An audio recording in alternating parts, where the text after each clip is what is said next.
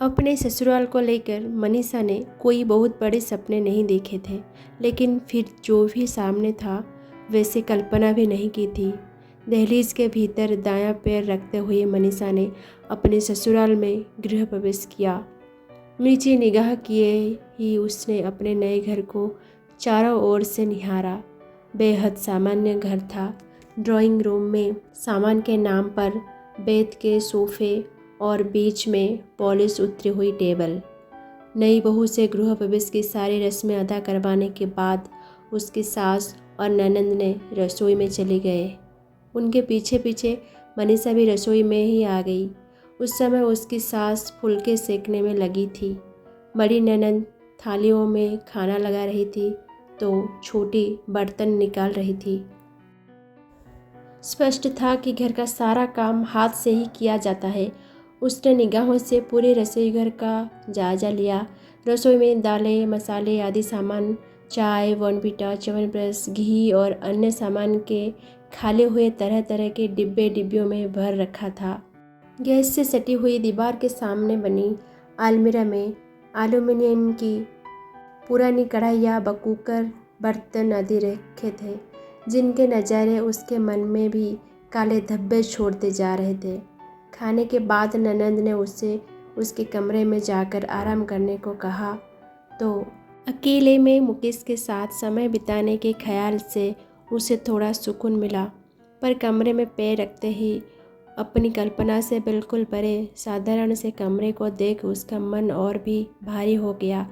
उसने इतने साधारण घर परिवार का कल्पना भी नहीं की थी। उसे एक ही झटके में अपने रुपहले सपने चकनाचूर होते नजर आए। वह जब से आई थी मन ही मन हर बात में ससुराल की तुलना मायके से किए जा रही थी। मुकेश ने मनीषा के चेहरे की उदासी पढ़ ली थी। तुम कुछ परेशान लग रहे हो। मनीषा ने कोई जवाब नहीं दिया, बस उसकी आंखें भर आई। कहना चाहती थी, तुम तो मुझे कहते थे रानी बनाकर रखूँगा, ये है तुम्हारा राजमहल। लेकिन कुछ कहा नहीं। मुकेश के बार बार पूछने पर न चाहते हुए भी मनीषा के मन का बांध फूट पड़ा। मनीषा की बातें सुनकर मुकेश के चेहरे पर पल भर को तो उदासी छा गई, पर अगले ही पल वह खुद को संयत करते हुए बोला, तुम्हें तो पता है ना, मेरी 3 बहनें हैं। इसके अलावा पापा की भी 4 बहनें हैं। पापा की छोटी सी नौकरी, उनकी जो भी जमा पूंजी थी उसमें तीनों बेटियों की शादियां निपटाई। तब तक तो बहनों के बच्चों की शादी में मायरे भरे। बेटियों के बच्चे के जन्म पर छूछक भरने का समय आ गया। इन सब के लिए उन्हें कई बार कर्ज भी लेना पड़ा। जब से मेरी नौकरी लगी है, इन सब जिम्मेदारियों में पापा का हाथ बटाना मेरा भी फर्ज बनता है। शादी से पहले मैं मकान के रिनोवेशन का सोच भी रहा था, पर मेरी सेविंग अपने शादी में लगानी पड़ी। तुम मेरे जीवन का संबल हो।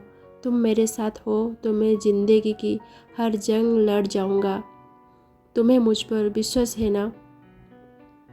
मनीषा ने जवाब में धीरे से अपना सिर हिला दिया। मनीषा का मूड बदलने के लिए मुकेश उसे अपने बचपन और कॉलेज के दिनों के फ़ोटो दिखाने लगा। थोड़ी देर बात करने के बाद उसे लगा कि मनीषा शायद सोना चाहती है। थकी हुई मनीषा को तुरंत नींद लग गई। जब उसकी नींद खुली तो मुकेश कमरे में नहीं था। उसे खुद पर बहुत गुस्सा आया कि उसने मुकेश का दिल दुखाया है। वह तो कितनी खुशनसीब है जो उसे मुकेश जैसा जिंदा दिल और प्यार करने वाला जीवन साथी मिला है। 100% तो कुछ नहीं होता, वह खुद भी नहीं है। जरूरी नहीं कि शादी के बाद सब कुछ मन मुताबिक मिले। मुकेश एक बहुराष्ट्रीय कंपनी में बड़े पद पर है।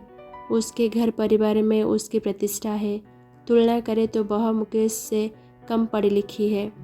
वह नीचे आई तो ननद की छोटी बेटी उसकी गोद में आकर बैठ गई और पूछने लगी, मामी जी, खाना बनाने की लक्ष्य में आप क्या बनाने वाले हो?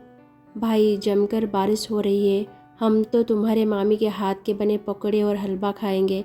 उसके जवाब देने से पहले ही बड़े जीजाजी बोल पड़े। सबकी नज़रें मनीषा पर टिकी हुई थी। वह एक पल को तो असमंजस में पड़ गई, फिर उठकर ऊपर चली गई। मुकेश के साथ साथ वहाँ बैठे सभी लोग प्रश्नवाचक निगाहों से उसे जाते हुए देखने लगे। उसके यूँ उठकर जाने से मुकेश के चेहरे का भी रंग उड़ गया।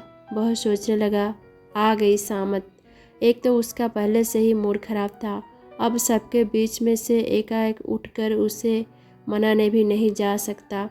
कुछ मिनटों बाद मनीषा आई तो वह भारी सिल्क की साड़ी की जगह हल्की प्रिंटेड साड़ी पहने हुई थी।